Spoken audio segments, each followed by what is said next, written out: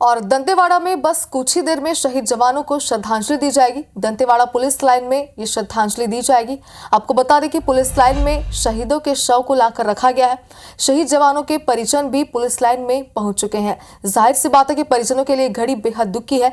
CM Vishnu Desai शहीदों को श्रद्धांजलि देंगे और उनके साथ डिप्टी सीएम और प्रदेश के गृह मंत्री विजय शर्मा भी श्रद्धा सुमन अर्पित करेंगे। आपको बता दें कि बीजापुर में डीजीपी अशोक जुनेजा ने घटनास्थल का निरीक्षण भी किया। अब पूरा मामला आपको बता देते हैं। दरअसल कल आईडी ब्लास्ट में 8 जवान शहीद हुए थे। हमले में ड्राइवर की भी मौत हुई थी और नक्सलियों की कायराना करतूत एक बार फिर निकलकर सामने आई थी। तो देखिए IBC 24 पर एक्सक्लूसिव हम आपको दिखा रहे हैं, जहां पर शहीद जवानों के पार्थिव शरीर को यहां पर लाया गया है, जहां पर उन्हें श्रद्धा सुमन अर्पित किया जाएगा।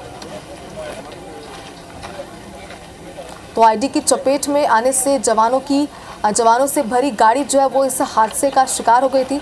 परिजन भी जो है शहीदों के वो यहाँ पर मौजूद हैं। ये घड़ी उनके लिए सबसे ज़्यादा दुख की घड़ी है। हालांकि अगर बात करें तो इस हादसे के बाद, इस घटना के बाद पूरे देश प्रदेश में यहाँ पर शोक का माहौल है। जाहिर सी बात है, लगातार कई राजनीतिक प्रतिक्रियाएं भी सामने आ रही है।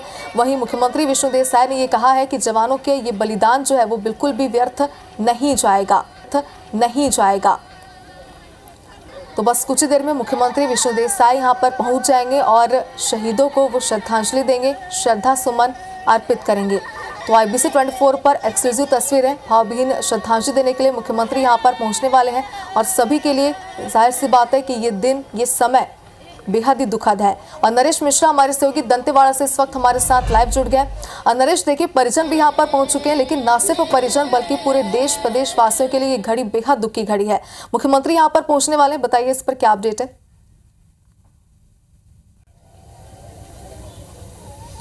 देखिए, बिल्कुल इस वक्त जनप्रतिनिधियों का यहाँ पहुँचना शुरू हो गया है। जो मृतक हैं इस पूरे घटनाक्रम के, उनके परिवार के लोग भी यहाँ पर मौजूद हैं।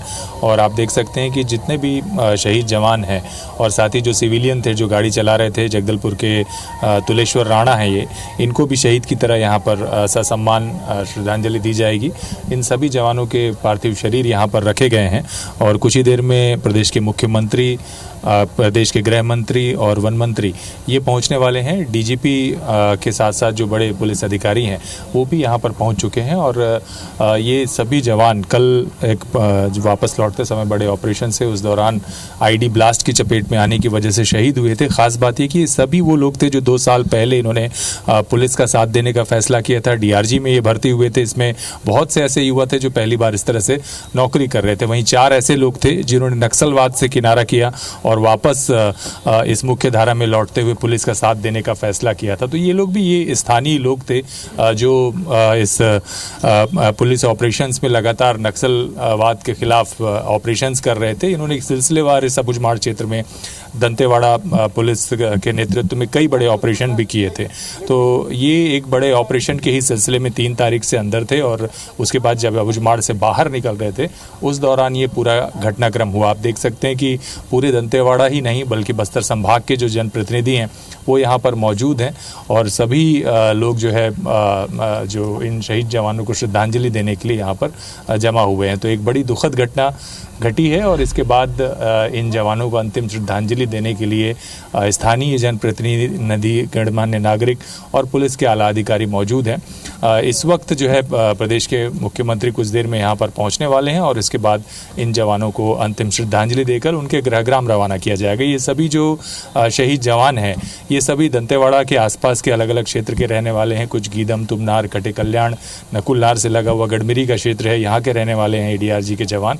और ये इन जगहों पर इनके अंतिम संस्कार के लिए इन परिवार के जवानों को रवाना किया जाएगा। सुबह से ही जो परिजन है वो यहाँ पर मौजूद थे और वो परिजनों का दुख का अंदाज़ा इसी बात से लगाया जा सकता है कि जिस तरह से एक विस्फोट हुआ था उससे जिस कदर शरीर को नुकसान हुआ था, तो पोस्टमार्टम के बाद परिवार के लोगों को काफ़ी तकलीफ हुई इस पूरे घटनाक्रम की वजह से। और वो सारा का सारा परिवार अब बेसब्री से इंतज़ार कर रहा है कि जल्द से जल्द वो अपने इन परिवार के लोगों को, शहीद जवानों को अंतिम श्रद्धांजलि दें और उनके अंतिम संस्कार की प्रक्रिया पूरी करें। कुछ ही देर में ये श्रद्धांजलि देने का जो सिलसिला है वो शुरू होगा। शहीद जवानों को आखिरी सलामी देने के लिए प्रदेश के मुख्यमंत्री खुद यहाँ पहुँचने वाले हैं।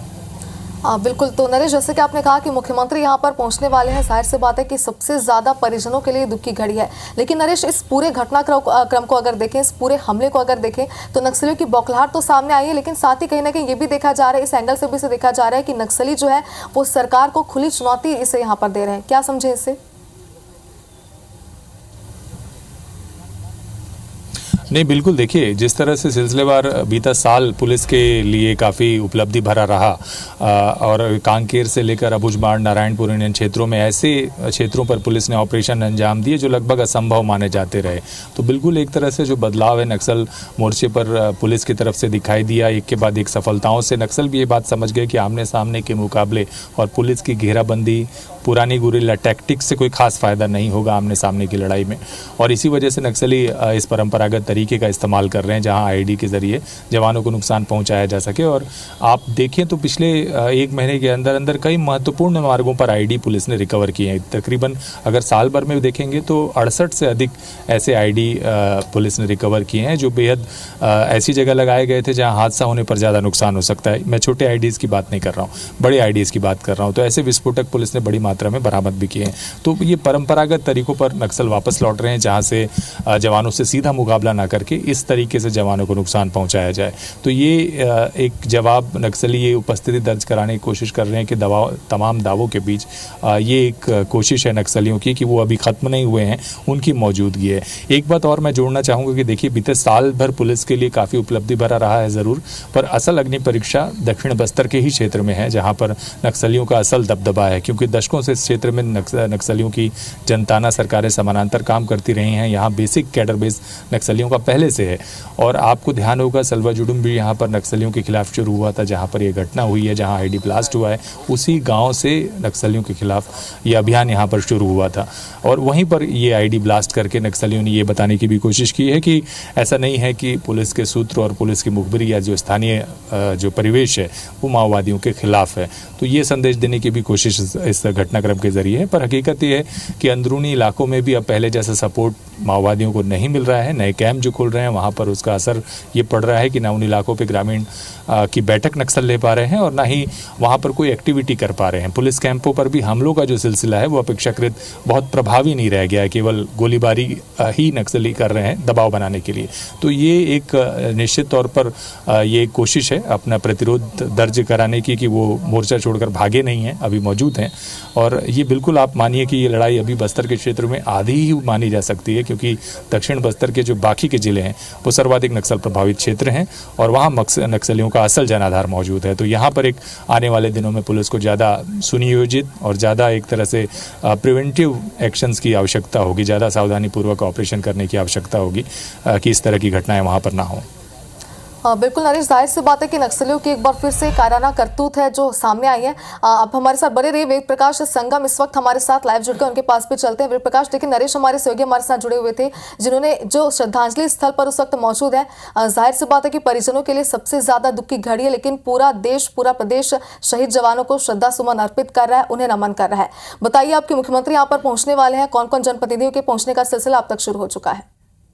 जी देखिए शुभांगी, इस समय मैं पुलिस लाइन कार्यालय में ही मौजूद हूँ और यहीं पर जवानों को श्रद्धांजलि दी जानी है। चूंकि जैसा कि पहले से तय है कि प्रदेश के मुख्यमंत्री विष्णुदेव साय और डिप्टी सीएम विजय शर्मा यहाँ पर पहुंचेंगे। हालांकि उनके पहुंचने में अभी थोड़ा सा वक्त और लग जाएगा, लेकिन इससे पहले जो पीसीसी चीफ है दीपक बैज वो पहुंचे हुए हैं। उसके अलावा बस्तर सांसद महेश कश्यप वो भी यहाँ पर पहुंचे हुए हैं। यहाँ पर परिजन भी बड़ी संख्या में पहुंचे, चूंकि 8 जवान शहीद हुए हैं और एक जो सिविलियन है उसकी भी इस घटना में जान चली गई है। बड़ी संख्या में यहाँ आप देख पा रहे होंगे कि परिजनों का रोना बिलखना ये लगातार ये चल रहा है। इसके साथ ही जो पुलिस के बड़े अफसर है डीजी वे खुद यहाँ पर पहुंचेंगे, हालांकि अभी वे यहाँ पर मौजूद नहीं है। उसके अलावा जो बस्तर के जो पुलिस अधिकारी हैं वो भी यहाँ पर पहुंचेंगे और उसके बाद जैसे ही यहाँ पर सीएम पहुंचते हैं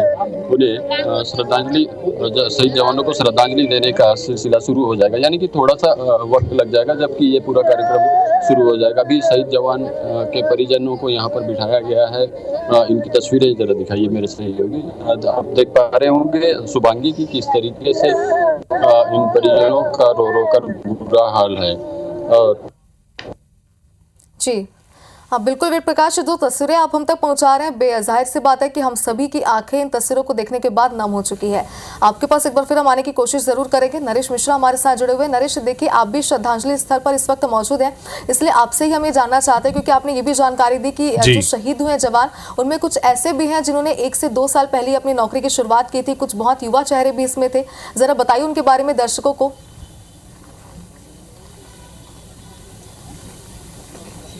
जी देखिए, इनमें से अधिकांश ऐसे लोग थे जो पिछले 2 साल पहले ही डीआरजी की जो भर्ती थी उसमें शामिल हुए थे। तो ये और 4 ऐसे लोग हैं जो पूर्व में कभी नक्सली रहे थे, लेकिन उन्होंने आत्मसमर्पण के बाद नक्सलियों जो पुलिस ट्रेनिंग है उसको पूरा किया, और जो भर्ती निकली उसमें ये लोग शामिल हुए, सहायक आरक्षक, और कुछ लोग इसमें प्रधान आरक्षक हैं। और ख़ास बात ये कि ये सभी स्थानीय लोग हैं, ये वो लोग हैं जो यहाँ के परिवेश से बखूबी वाकिफ़ हैं।